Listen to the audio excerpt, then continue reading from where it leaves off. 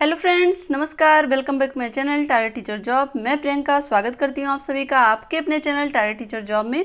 दोस्तों, आज हम डीएलएड सेकंड सेमेस्टर पवन सीरीज इंग्लिश देखेंगे। तो दोस्तों, यहाँ पर हम पार्ट 1 पार्ट 2 पढ़ चुके हैं और अब हम देखेंगे यहाँ पर पार्ट 3 क्वेश्चन नंबर 15 से। तो दोस्तों, यहाँ पर चलिए देखते हैं। Right short notes on number 1 पे है ग्रामर ट्रांसलेशन मेथड, नंबर 2 पे है डायरेक्ट मेथड, यहाँ पर देखिए नंबर 3 पर है डॉक्टर वेट्स न्यू मेथड। तो दोस्तों, यहाँ पे सबसे पहले हम देखेंगे grammar translation method. The grammar translation method is not new, it has had different names but it has been used by language teachers for many years.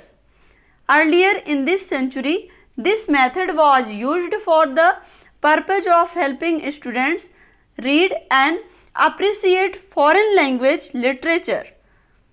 तो दोस्तों, ये जो ग्रामर ट्रांसलेशन मेथड है ये कोई नया मेथड नहीं है, ये पुराना तरीका ही है लैंग्वेज सिखाने का। छात्रों को किस तरह से लैंग्वेज सिखाया जाए, इसमें मदर टंग के माध्यम से एक तरह से मदर टंग को कनेक्ट करके शिक्षक ट्रांसलेशन के माध्यम से लैंग्वेज को सिखाता है।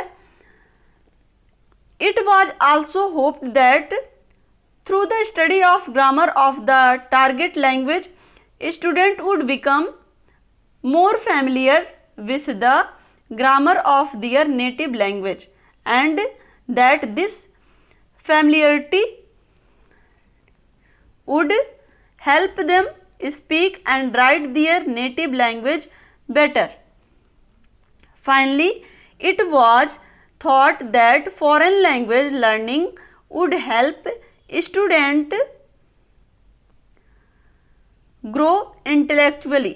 तो दोस्तों, यहाँ पर हम बात करें ग्रामर ट्रांसलेशन मेथड की, तो ये एक मेथड है जिसके माध्यम से अदर लैंग्वेज, जिसमें हम बात करें इंग्लिश की, यहाँ पे मेन बात हो रही है ग्रामर ट्रांसलेशन मेथड। तो इसके माध्यम से जो मदर टंग, जो छात्र अपनी मातृभाषा बोलते हैं उसको कनेक्ट करके शिक्षक छात्रों को इंग्लिश लैंग्वेज को सिखाता है। एक तरह से ट्रांसलेशन करके वो उस लैंग्वेज को सिखाता है। Finally, it was thought that foreign language learning would help students grow intellectually. एक तरह से यहाँ पर हम बात करें छात्रों के बौद्धिक विकास को भी देखा जाता है कि किस तरह से वो अपने मदर टंग को अदर लैंग्वेज से कनेक्ट करके उस लैंग्वेज को सीख रहे हैं। It was recognized that students would probably, यहाँ पर हम देखें नेवर यूज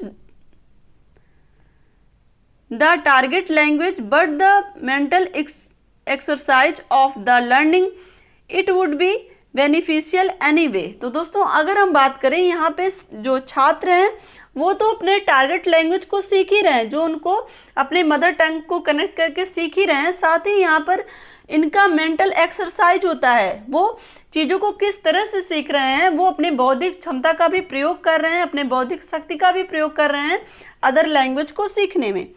तो यहाँ पर हम देखें it grammar translation method the primary skill to be developed are reading and writing. तो दोस्तों, यहाँ पर हम बात करें ट्रांसलेशन मेथड के माध्यम से इनकी जो प्राइमरी स्किल है, एक तरह से उनकी जो निपुणता है वो धीरे धीरे डेवलप हो रही है। उनकी रीडिंग स्किल भी डेवलप हो रही है, उनकी राइटिंग स्किल भी डेवलप हो रही है। तो एक तरह से यहाँ पर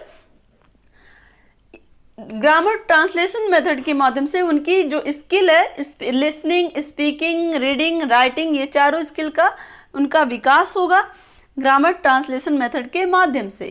पहले वो चीज़ों को सुनेंगे, जो शिक्षक उनसे बोल रहा है वो चीज़ों को सुनेंगे, फिर वो कनेक्ट करेंगे, फिर वो बोलना सीखेंगे, फिर वो पढ़ना सीखेंगे, फिर लिखना सीखेंगे। तो दोस्तों, अब ये आपका हो गया। अब हम देखते हैं यहाँ पर direct method. The direct method has know very basic rule. तो दोस्तों यहाँ पर डायरेक्ट मेथड की बात करें, डायरेक्ट मेथड बिल्कुल अपोजिट है। यहाँ पे हम देखें, क्योंकि इसके पहले जो हम लोग ट्रांसलेशन मेथड देख रहे थे तो वहाँ पे जो छात्र थे वो अपने मदर टंग का कनेक्शन कर रहे थे अदर लैंग्वेज के साथ, किस तरह से वो मदर टंग में ट्रांसलेट करके अदर लैंग्वेज को सीख रहे थे।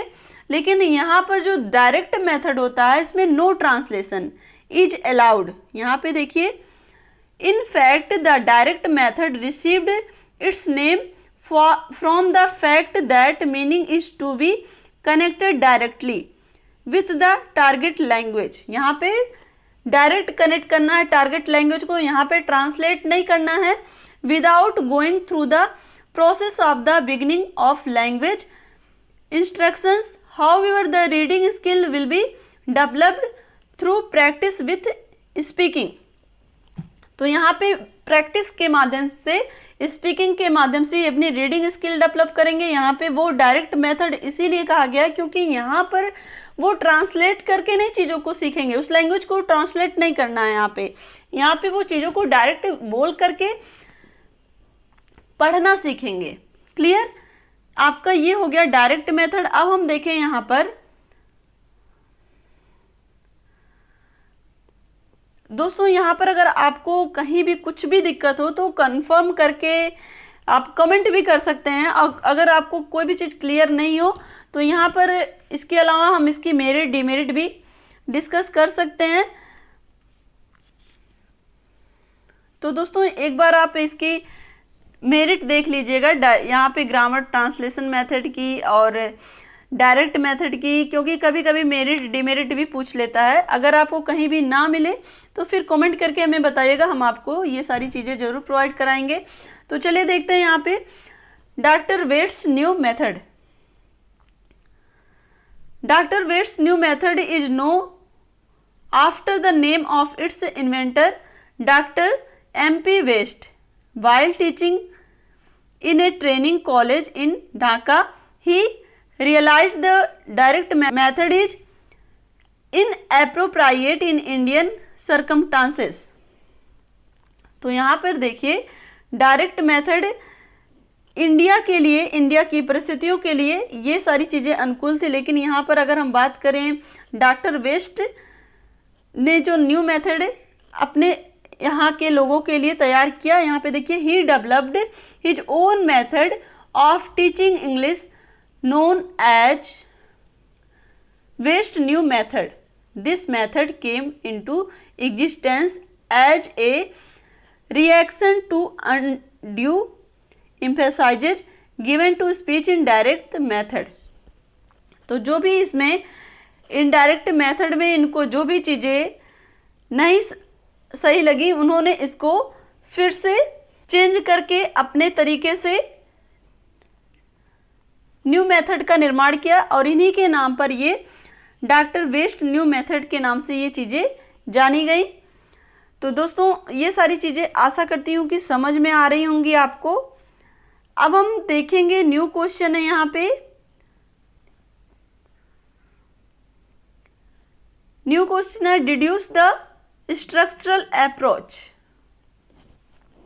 यहाँ पे देखते हैं answer. Structural approach which consist of selecting and grading the structures of a language rather than the words. तो दोस्तों यहाँ पे वर्ड्स की अपेक्षा लैंग्वेज के स्ट्रक्चर को अधिक महत्व दिया गया है। जो भी लैंग्वेज है उसका स्ट्रक्चर क्या है उस पर अधिक महत्व दिया गया है स्ट्रक्चरल अप्रोच में। Of course, words are also selected and graded, but the main emphasis is put on teaching the students a command of the structures. जो स्टूडेंट है उनके कमांड होनी चाहिए स्ट्रक्चर्स पे कि किस तरह का स्ट्रक्चर से सेंटेंस किस तरह का है। Once they know these frame or patterns, they can fit words into them easily. एक बार वो पैटर्न्स जान जाए, एक बार वो स्ट्रक्चर्स के बारे में जान जाएंगे तो वो वर्ड्स को अपने आप फिट कर लेंगे आसानी से। For instance, Once they know the pattern, if had been ing would have done, they can easily learn words to put into the blanks and brackets. तो दोस्तों यहाँ पर स्ट्रक्चर्स की बात हो रही है कि छात्र किस तरह से स्ट्रक्चर्स को देखकर ही वो समझ जाएंगे कि किस तरह का सेंटेंस है। ये स्ट्रक्चरल अप्रोच के अंतर्गत आता है ये सारी चीजें। यहाँ पर आगे देखिए, they can easily learn words to put into the blanks and brackets, but if they only know lists of words, they cannot possibly speak, understand, read or write a sentence. Strictly speaking, the structural approach should deal not only with sentence pattern, syntactical structures, but also with such things as the sound patterns of language, phonological structures, the pattern of words, how they are built up from smaller pieces, or morphological structures, different meanings of words and patterns and idioms, all these should be selected and graded. तो दोस्तों यहाँ पर किस तरह से structures का निर्माण किया जाए जिससे कि छात्र उस स्ट्रक्चर्स में वर्ड्स को फिट करके अपने सेंटेंस को कंप्लीट करें। तो यहाँ पे स्ट्रक्चरल अप्रोच के अंतर्गत यही सारी चीज़ें सिखाई जाती हैं। दोस्तों यहाँ पर आप फिर से समझने की कोशिश करिए स्ट्रक्चरल अप्रोच को। Language have their own structures, हर लैंग्वेज की अपनी स्ट्रक्चर्स होते हैं। English has also its own structures. It has been 100 sentence of the English have about 600 structural words. तो दोस्तों यहाँ पर हम बात करें 100 सेंटेंस के लिए 600 स्ट्रक्चरल वर्ड्स होते हैं। कंसीडर द फॉलोइंग सेंटेंस, अगर हम बात करें तो यहाँ पे हम आपको 3 टाइप के सेंटेंस दिखा रहे हैं। देखिए इसमें यहाँ पे मोहन इज देयर, ये आपका पहला हो गया, मोहन इज देयर। और इसी तरह से अगर हम बात करें नंबर 2 की, इज मोहन देयर,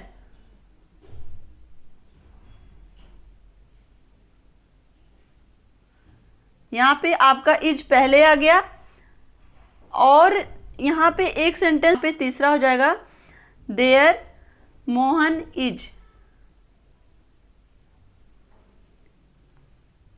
तो दोस्तों यहाँ पे आपको हमने 3 सेंटेंस बताए, Mohan is there, is Mohan there और तीसरा देयर मोहन इज। तो यहाँ पे आपके 3 तरह के सेंटेंस हैं। ये 3 तरह के स्ट्रक्चर्स में डिवाइड हैं। वर्ड्स इसमें 3 ही वर्ड्स हैं, Mohan is there, is Mohan there और देयर मोहन इज।